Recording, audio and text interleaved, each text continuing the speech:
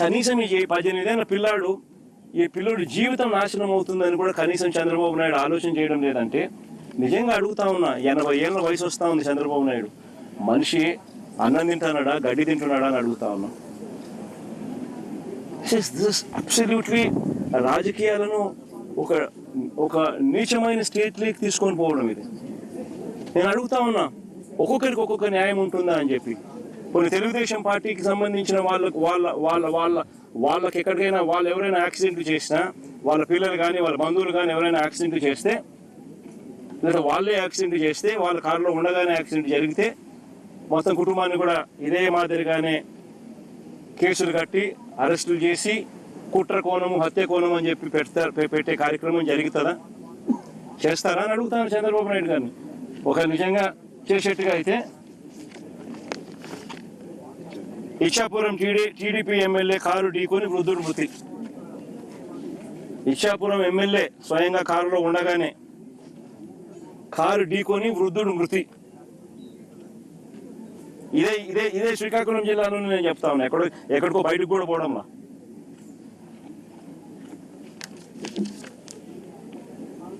(31/12/2024). ఇంకో కేసు కూడా ఏదో ఉంది కదా,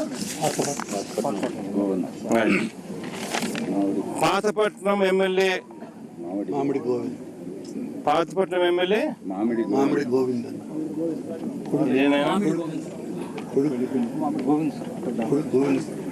ఇదేంది కొడుకును తప్పించి డ్రైవర్. పాతపట్నం ఎమ్మెల్యే ఇదే జిల్లాలోనే, ఇదే తెలుగుదేశం పార్టీకి సంబంధించిన పాతపట్నం ఎమ్మెల్యేకి సంబంధించిన మరో కార్ యాక్సిడెంట్. మళ్ళీ వాళ్ళలో అక్కడ ఎవరిని అరెస్ట్ చేసినారు? ఒక్కొక్కరికి ఒక్కొక్క న్యాయం వర్తింపజేస్తే నిజంగా బతకదు, వ్యవస్థ అనేది బతకదు. ఒక చెడు విత్తనాలు నాటుతా ఉన్నారు. ఈ చెడు విత్తనాలు రేపొద్దున వృక్షాలు అవుతాయి. మీరు ఏదైతే నాటుతా ఉన్నారో రేపొద్దున అది ఒక వృక్షమై మొత్తం సిస్టమ్ని నాశనం చేస్తుంది. అబ్సల్యూట్గా అన్పార్డనబుల్, క్షమించరాని తప్పు ఇది. నిజంగా యాక్సిడెంట్ జరిగితే అసలు యాక్సిడెంట్ జరిగినప్పుడు 108 ఫోన్ చేసింది కూడా ఈ పిల్లోడే. 108 ఫోన్ చేసింది ఈ పిల్లోడే. మరి నిజంగా చెడు ఉద్దేశం ఉంటే ఈ పిల్లోడు ఎందుకు 108 ఫోన్ చేస్తాడు? 108కు ఈ పిల్లోడు ఫోన్ చేయడమే కాదు, సిపిఆర్ కూడా, అంటే వాళ్ళ నాన్న డాక్టర్ కాబట్టి ఈ పిల్లోడు కూడా చూసి సిపిఆర్ చేస్తే, అంటే చెస్ట్ సిపిఆర్ అంటే ఫుల్ చెస్ట్ హార్ట్ పంప్ చేసే సిపిఆర్ది వాళ్ళ ఆయన చేయడం చూసి ఆరాటపడి ఆ మనిషిని బతికించాలని చెప్పి సిపిఆర్ కూడా చేసినాడు అందరి ముందర. జరిగేదంతా అందరి ముందర జరుగుతున్న విషయాలే. అంటే ఆ మనిషిని కాపాడడం కోసం తాపత్రయపడ్డాడు. 108 ఫోన్ చేసినాడు. మన పోలీసులకు ఆ తర్వాత ఇన్ఫార్మ్ చేసింది కూడా ఈయన నాయనే. మరి ఎవరైనా కూడా దాన్ని కప్పాలను, ఇంకొకటి చేయాలని ఎవరు తాపత్రయపడాల. ఒక అన్ఫార్చునేట్ ఇన్సిడెంట్ జరిగింది. ఒక అన్ఫార్చునేట్ ఇన్సిడెంట్లో అందరూ కూడా కాపాడే ప్రయత్నమే చేస్తున్నారు తప్పనిచ్చి, దానికి బాధపడుతున్నారే తప్పనిచ్చి అయితే ఎవరు కూడా వాళ్ళ తప్పు లేదు. పాపం చేయగలిగింది ఏముంది? దాన్ని రాజకీయం చేయడం కోసం అని చెప్పి ఎంత దారుణంగా వీళ్ళు బిహేవ్ చేస్తూ ఉన్నారు అని అంటే నిజంగా ఆశ్చర్యంగా అనిపిస్తుంది నాకైతే. ఇదే చంద్రబాబు నాయుడు గారు, నేను అడుగుతా ఉన్నా, ఈయన చేసింది ఏంది? యాక్సిడెంట్లో మరణించిన ఆ వ్యక్తి, యాక్సిడెంట్లో గొర్రెలు కాపరి మరణిస్తే దాన్ని రాజకీయం చేసేందుకు చంద్రబాబు నాయుడు ఏం చేసినాడు? పాఠశాలదని యాదవ్ మంత్రిని పంపిస్తాడు ఇక్కడ. పాఠశాలదని ఒక యాదవ్ మంత్రి ఇక్కడికి వచ్చి ఈడ ర్యాలీలు చేయిస్తాడు కులాల మధ్య చిచ్చు పెట్టేదానికి. ధర్మమేనా ఇది? అంటే ఏ పక్కైనా మత్స్యకారుడే కదా, అంటే ఇల్లు కొట్టుకొని సావని అయినా. అంటే ఏం తప్పు చేసినాడు ఈ పిల్లోడు? ఒక యాక్సిడెంట్ జరిగింది, పొరపాటున జరిగింది. జరిగిన దానికి నిజంగా మనసున్న వాళ్ళు ఎవరైనా ఉంటే వాళ్ళతో ఇద్దరితో కూర్చోబెట్టుకొని పొరపాటు జరిగిందమ్మా, కాంపెన్సేషన్ ఇంతకన్నా ఇంత ఎక్కువ ఇస్తామమ్మా, నీ కుటుంబాన్ని పూర్తిగా మేమే అన్ని రకాలుగా చూసుకుంటామమ్మా అని చెప్పి వీళ్ళతో భరోసా ఇప్పించాలి. నిజంగా అప్పలరాజు కూడా ఆ పని కూడా చేయడానికి కూడా ముందు కూడా పోయినాడు పాపం, మంచి ఉద్దేశంతో మంచి మనసుతోనే.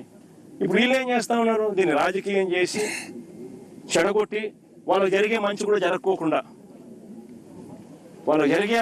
జరగకోకుండా రాజకీయంగా ఒక యాదవ్ మంత్రిని ఇంటికి పంపించి ఒక యాదవ్ను అప్పలరాజు అంటే ఓ మత్స్యకారుడు ఈ పిల్లోడు 18 ఏళ్ళ పిల్లోడు కుట్ర చేసినాడంట, హత్య చేసినాడంట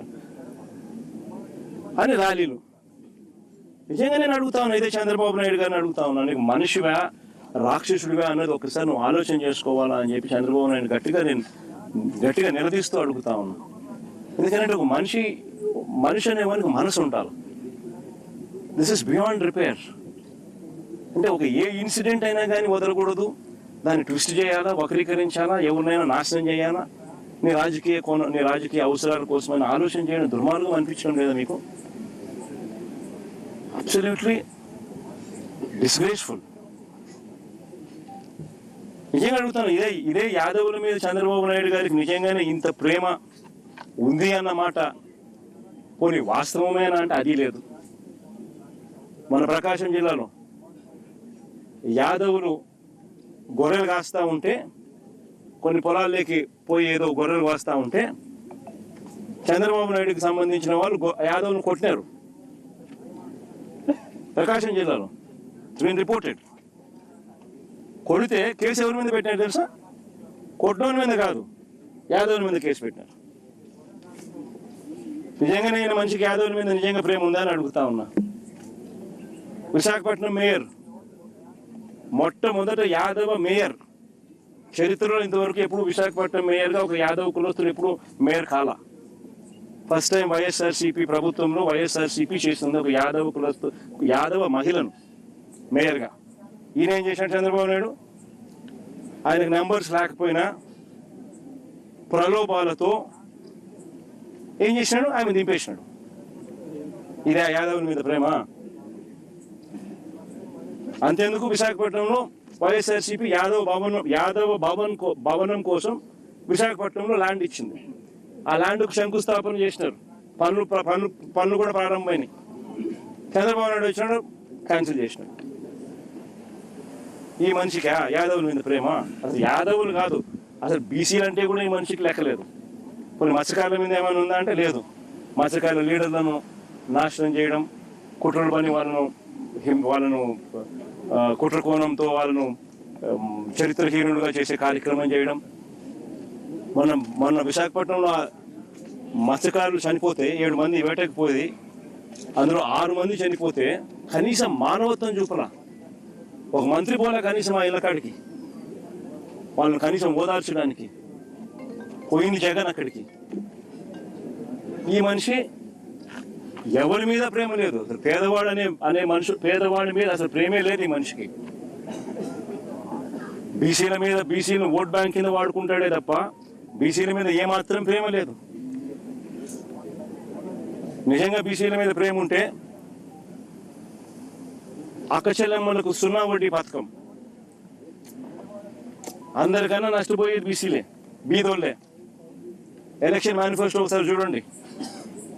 0 వడ్డీని 3 లక్షలు కాదు 10 లక్షలకి పెంచి చేస్తానని చెప్పి 0 వడ్డీ ఇస్తానని చెప్పి మేనిఫెస్టోలో కనిపిస్తుంది. 2 ఏళ్ళు అయింది, 3వ సంవత్సరం. ఇంతకు ముందు ఇస్తా ఉన్న 0 వడ్డీ ఇప్పుడు కూడా రద్దు చేసినాడు. పొదుపు సంఘాల రుణాలు తగ్గిపోయినాయి. 20,000 చిల్లర కోట్ల నుంచి వైఎస్ఆర్సీపీ ప్రభుత్వ హయాంలో 49,000 కోట్లకు మేము తీసుకొని పోతే, ఈ ప్రభుత్వం వచ్చిన తర్వాత చంద్రబాబు నాయుడు గారి హయాంలో 49,000 కోట్ల నుంచి పొదుపు సంఘాల రుణాలు ఈరోజు తగ్గిపోయి 49,000 నుంచి 30 చిల్లర కోట్లకు వచ్చింది. 39,000 ఎంతో తగ్గిపోయి. చేయూత లేదు, ఆసరా లేదు, 0 వడ్డీ లేదు. గతంలో వైఎస్ఆర్సీపీ హయాంలో ఉన్న పథకాలన్నీ రద్దు. ఫీజు రీయింబర్స్మెంట్ బకాయిలు దాదాపుగా 9,000 కోట్లు ఉన్నాయి. విద్యా దీవెన, వసతి దీవెన బకాయిలు. పిల్లలు చదువులు మానేస్తా ఉన్న పరిస్థితులు, చదువులు చదవలేక అందరికైనా నష్టపోయేది బీసీలే. ఈయన బీసీల గురించి మాట్లాడేది. మత్స్యకారుల కోసం వైఎస్ఆర్సీపీ ప్రభుత్వ హయాంలో మత్స్యకారుల కోసం ఎప్పుడు జరగని విధంగా 10 ఫిషింగ్ హార్బర్లు, ఎప్పుడు జరగని విధంగా 10 ఫిషింగ్ హార్బర్లు, 4 పోర్ట్లు మన హయాంలో 6 ఫిష్ ల్యాండింగ్ సెంటర్లు మనం ప్లాన్ చేస్తే కట్టడం మొదలెడితే ఈ మనిషి వచ్చిన తర్వాత ఏం చేస్తా ఉన్నాడు? ఇదే శ్రీకాకుళం జిల్లాలోనే మూలపేట పోర్టు ఎవరు మొదలు పెట్టినారు? ఇదే శ్రీకాకుళం జిల్లాలోనే బోడగట్లపాలెం, మంచినీళ్ళపేట ఫిషింగ్ హార్బర్లు ఎవరు తీసుకొచ్చారు? వైఎస్ఆర్సీపీ ప్రభుత్వం. ఈయన ఏం చేస్తా ఉన్నాడు? స్కాములు చేస్తూ దానికి అమ్మకానికి పెట్టినాడు. స్కాములు చేయడం కోసం స్కాములు చేస్తూ పోర్ట్లు అమ్మకానికి, ఫిషింగ్ హార్బర్లు అమ్మకానికి, మత్స్యకారుల జీవితాలను సర్వనాశనం చేయడానికి కోసం ఈ మనిషి రెడీగా ఉన్నాడు. అసలు ఈ మనిషి చంద్రబాబు నాయుడు అనే వ్యక్తి సూపర్ 6లు లేవు, సూపర్ 7లు లేవు. ఎన్నికలప్పుడు బాండ్లు ఇచ్చినాడు, ప్రతి ఇంటికి పోయి బాండ్ ఇచ్చినాడు. పిల్లడు కనపడితే ఏమన్నాడు? నీకు 36,000, నీకు 36,000, నీకు 36,000. అమ్మ కనపడితే ఏమన్నాడు? నీకు 1500 నెల, నీకు 1500, నీకు 1500, నీకు 1500 అంటే 18,000, నీకు 18,000, నీకు 18,000, నీకు 18,000. మన 50 ఏళ్ళ ముసలి ఎవరు కనపడలేదు, విలేకరులు ఎవరు కనపడతాం? 50 ఏళ్ళలో 50 ఏళ్ళు ఎవరైనా కనపడితే ఏమంటాడు? నీకు 48,000, నీకు 48,000, నీకు 48,000. అందరికి బాండ్లు. అమ్మఒడి 15,000 కదా దేవుడు ఎరుగు, అందరికీ ఇస్తాను కదా దేవుడు ఎరుగు.